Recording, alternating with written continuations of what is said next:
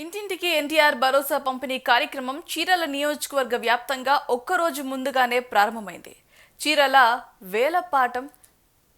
వేటపాలెం మండలంలో ఇంటింటికి తిరిగి పెన్షన్ డబ్బులను నేరుగా లబ్ధిదారులకు చీరాల ఎమ్మెల్యే మాలకొండయ్య అందజేశారు. పేద ప్రజల సంక్షేమమే లక్ష్యంగా రాష్ట్ర ప్రభుత్వం పనిచేస్తుందని ఆయన తెలిపారు. ఫిబ్రవరి 1న ఆదివారం కావడంతో ప్రభుత్వం పెన్షన్లను ఒక రోజు ముందే లబ్ధిదారులకు అందజేయాలని నిర్ణయించింది అని తెలిపారు. వేటపాలెం పోలేరమ్మ గుడి సమీపంలో నిస్సహాయ స్థితిలో ఉన్న ఎర్రవరపు శ్రీనివాసరావుకు 15,000 రూపాయల పెన్షన్ను అందించారు ఎమ్మెల్యే.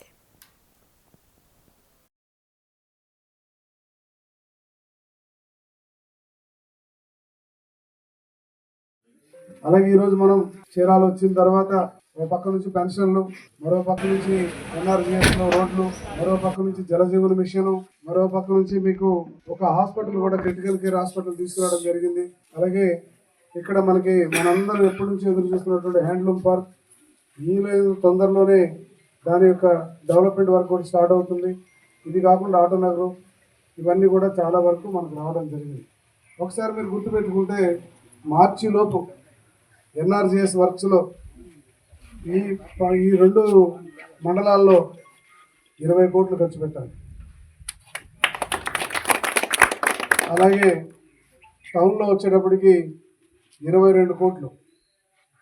అట్లాగే మొత్తం లింక్ రోడ్స్ ఇక్కడ నుంచి మనకి ఇప్పుడు వేటపాలెం నుంచి కానీ లేకపోతే దేశపేట ఎక్కడి నుంచి అయితే లింక్ రోడ్లు ఉన్నాయో ఆ రోడ్లన్నిటికీ కూడా దాదాపుగా ఒక 10 కోట్ల రూపాయలు వచ్చింది. ఇవన్నీ మార్చిలో ఖర్చు పెట్టాలి. అట్లాగే దాదాపు 5,000 మంది ఇళ్ల స్థలాల కోసం అప్లికేషన్లు పెట్టుకున్నారు. వాళ్ళకి చాలామందికి ఎక్కడైతే ఇళ్ళు ఉన్నాయో వాళ్ళందరికీ ఇవ్వడానికి మాకు ఎలాంటి అభ్యంతరం లేదు.